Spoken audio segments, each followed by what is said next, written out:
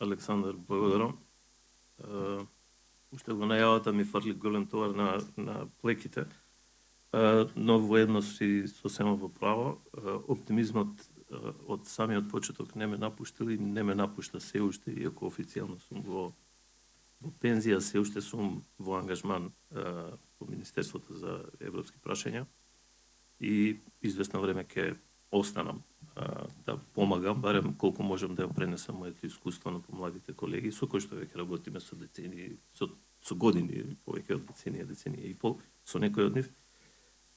што говори дека не е само мојот ентузијазам во прашањето, кој е прашање ентузијазмот и на сите тие млади стотина и кусур луѓе кои работат во самата институција, па и оние 1000 негде од прилика луѓе кои работат во институциите, не само во Министерството за европски прашања, туку во сите линиски институции. И тука во никој случај, напротив, ќе ги нагласам и улогата што ја имаат и треба да ја имаат, па дури повеќе од тоа што досега го правеле. Вие од граѓанскиот сектор и Александар и професор Лева и сите оние кои што се вклучени во целиот тој процес, бидејќи ова не е процес кој може да се води само со една институција, нити пак од некоја група на луѓе во институциите, затоа што процесот на европска интеграција и самите пристапни преговори бараат разни агли на видувања, тоа што ние од самите институции, додека сме во институциите, не можеме секогаш да го видиме. Од тука благодарности до професорката Ѓуровска и до Националниот конвент. Јас веќе неколку пати сум бил учесник на некои од дебатите и сум секогаш импресиониран од дискусијата, од квалитетот на дискусијата, од компетентноста на сите учесници. И кога влегов, малку се извинувам што доцнев, и кога погледнав околу, малку се уплашив, бидејќи видов дека има многу поголеми експерти од мене во овој дел кој е тема антикорупцијските политики и темата на транспарентност и отчетност, и затоа нема да навлегувам многу во тој дел. Меѓутоа, еве неколку елементи, можеби како генерални, хоризонтални, а потоа и неколку напомени од мојот сегмент, од процесот на европска интеграција, каде сме, каде треба да се фокусираме, каде треба да се обрати посебно внимание, бидејќи мајката на секое знаење, па и неуспешноста е читање. Многу често се наоѓаме во ситуација да имаме одлични документи, меѓутоа или не ги дочитуваме, или не ги читаме, или не ги доразбираме, и потоа во имплементацијата имаме проблем. Заради тоа што ако нешто не се прочита, не смее да се импровизионира и треба секојаш да се посвети внимание на читање. Од тука неколку само точки, некој веќе слободен ги покри, меѓутоа јас ќе повторам тргнувајќи од големата слика, бидејќи кога ќе се фокусирате само на темата борба против корупција преку транспарентност и отчетност, препораки, можности, тоа е еден микроелемент, многу важен, меѓутоа микроелемент во целата слика. И во целата слика во антикорупцијските политики, меѓутоа и во целата слика на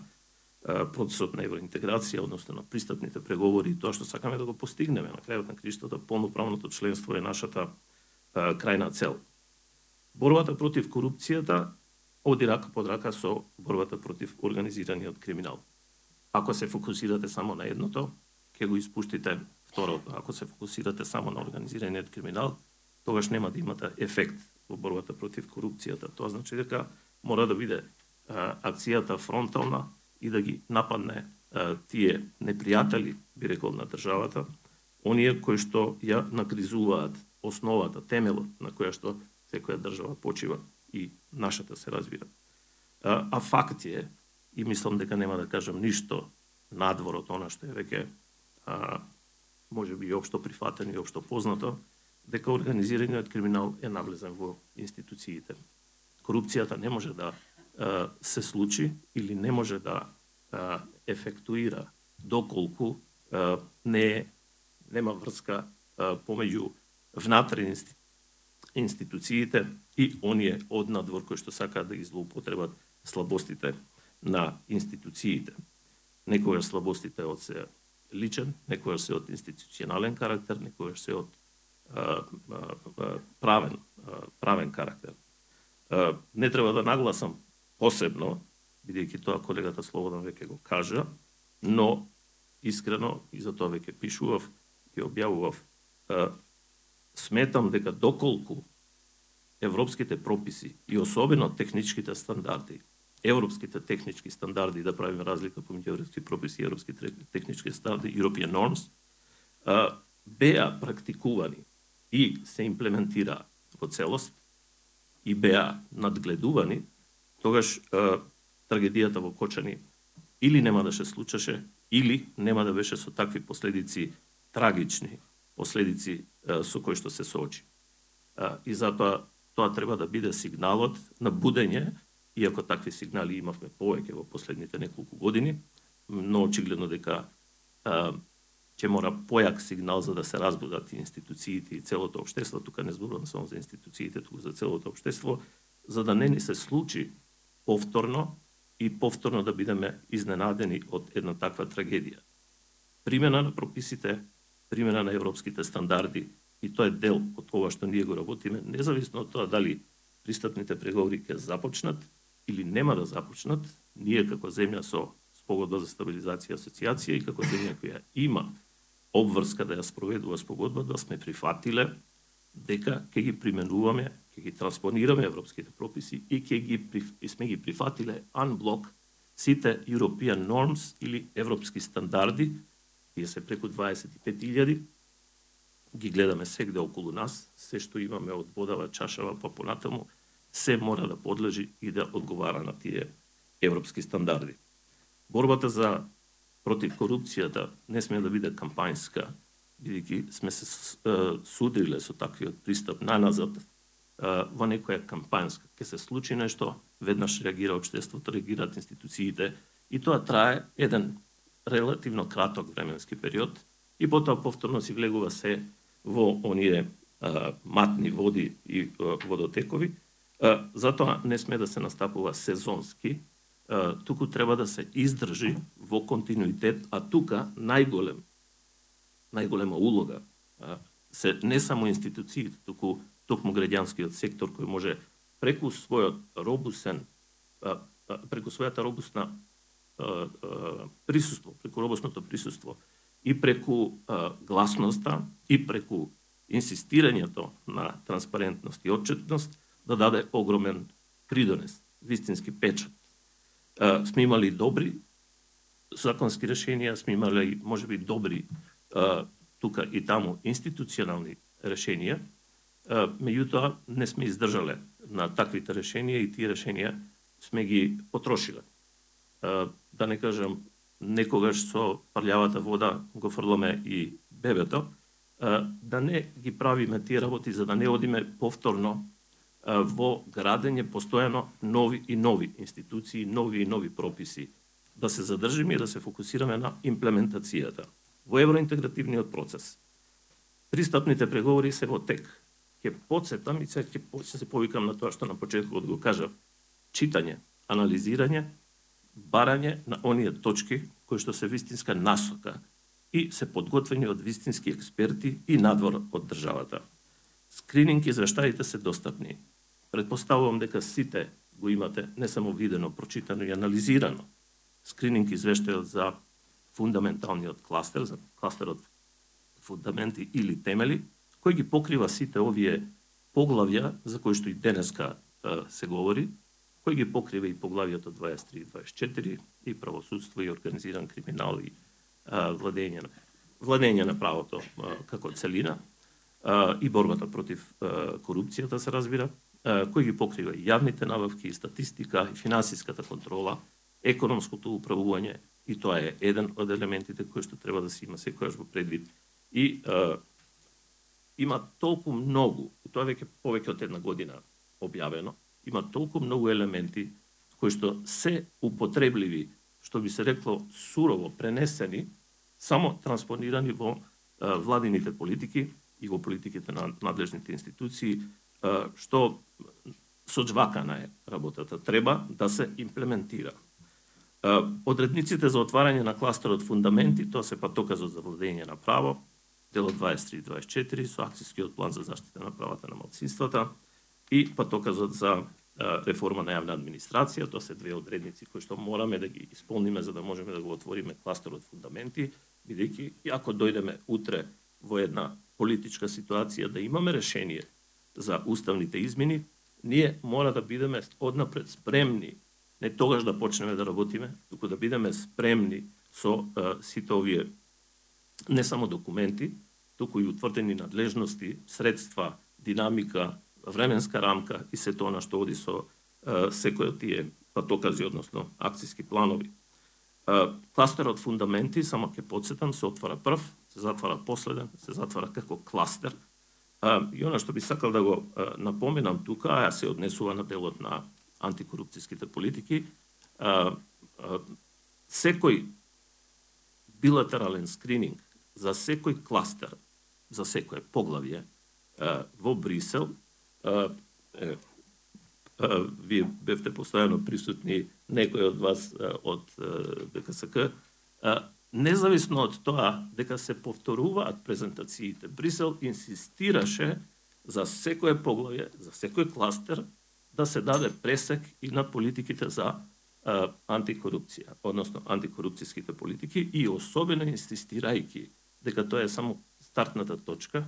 точката која што треба да се достигне е имплементацијата, односно резултатите од спроведувањето на политиките за заштита од корупција, превенција од корупција и за борба против корупција, особено корупција од висок профил. Една напомена во преговарачката рамка. Ова е за нас, особено од Министерството за европски прашања или тие што се бавиме со процесот на европска интеграција, многу важно, бидејќи е новина во преговарачката рамка јасно стои дека нема да може да се затвори ниту едно поглавје доколку не се покажат видливи резултати во борбата против корупцијата и во спречувањето на корупцијата. Тоа значи дека ова е предуслов. Нема да може да помине ни едно поглавје, да се затвори ни едно поглавје, сега малце во перспектива, меѓутоа тоа е целта, да зборуваме за перспективата и таа подобра перспектива би требало да бидат не само отварање на пристапните преговори, туку и затварање на пристапните преговори. Ние не сакаме да ги отвориме, ние сакаме да ги затвориме успешно пристапните преговори. Постои и еден документ, јас мислев дека господинот Бен ќе биде, можеби тука или не.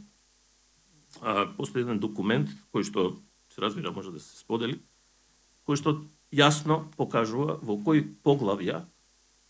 има европско аки, кое што ќе мора да се транспонира, а го тангира делот на антикорупцијските политики. Тука е поглавје 4, 5, 22, 23, бидејќи знам дека ги следите, значи петка финансиски услуги, јавни набавки, правосудство, борба против организиран криминал, царина, финансиска контрола и буџет. Тоа се тие поглавја каде што има конкретно законодавство, односно европско аки која се транспонира во нашето национално законодавство. И во скрининг репортот кој го спомнав на почетокот има јасна слика каде сме, кои се геповите, односно недостатоците и каде треба да се движиме. И има исто така еден пресек на поглавја кои имаат висок ризик за корупција. Тука се, да не ги набројувам, на слободно движење на стоки, транспорт, земјоделие, рурален развој, каде што има користење на европски фондови особено, и кои што во секој случај треба да бидат предмети на работа на оваа работна група од сите аспекти, иако знам дека ова е пета сесија и дека на претходните сесии веќе имате обсервирано поголем дел, можеби и сите од овие елементи. Ќе напоменам дека во 2024 година за прв пат, она phasing in, што би рекле, познато, а не секогаш многу добро и јасно, тоа е дека од 2024 година сме официјално дел од EU механизмот за владење на право. Тоа некогаш беше политички речиси невозможно, неизводливо, меѓутоа дојде моментот кога ние сме примени во таа политика или во тој EU механизам и сега секоја година се прават екстра извештај, ланскиот извештај беше прв, наскоро ќе се објави и овој вториот за оваа година, 25-та година, за кој топло препорачувам да се следи и да се прочита и да се анализира, бидејќи еден добар дел од тој извештај се однесува и на борбата против корупцијата и на борбата против организираниот криминал. Следи редовниот годишен извештај, за кој сум сигурен дека беше предмет и веќе на претходна некоја сесија, ќе биде и следниот извештај на комисијата, кој што секогаш е со краткорочни приоритети кои што се исклучително корисни, но, за жал, мора да констатирам дека добар дел од препораките во тие извештаи се повторуваат повеќе години наназад, што значи дека имплементацијата каска зад овај развојот на политиките и воведувањето на новите политики или на новите прописи или за институционалните поместувања. Во тој контекст ќе го спомнам и подкомитетот за правосудство, слобода и безбедност, кој што последниот состанок го имаше скоро во март и кој што исто така завршува со 50-тина, можеби и повеќе заклучоци, кои што се од оперативен карактер. Јас би сугерирал да го барате, можеме и да го споделиме, штом стане официјален. Заклучоците, односно тој извештај од подкомитетот, со заклучоци кои што се многу прецизни. И тие прецизни заклучоци се одличен насочник за тоа во која насока треба да се движиме.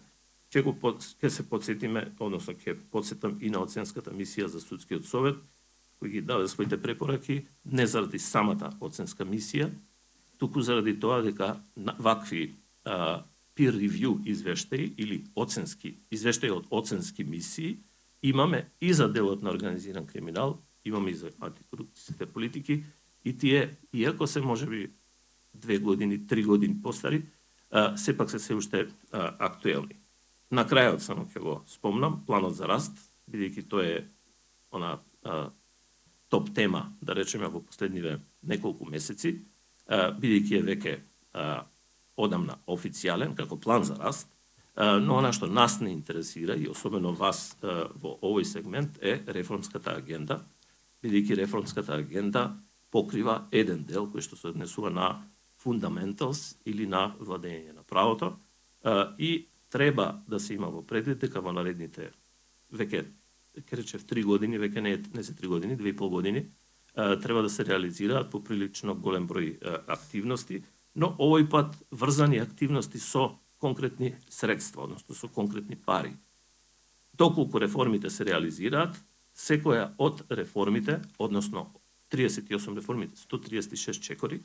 секоја од нив се врзани со конкретни финансиски средства и тие финансиски средства ќе може да се освојат, да се ослободат, доколку реформите се спроведат. Тоа е едниот елемент, а вториот елемент е доколку се спроведат и тие реформи, тогаш се ослободуваат уште поголем дел на средства како резултат на успешност на реформите за инфраструктурни проекти. 1/3 од парите доаѓаат во буџетот како поддршка на буџетот, а 2/3 се за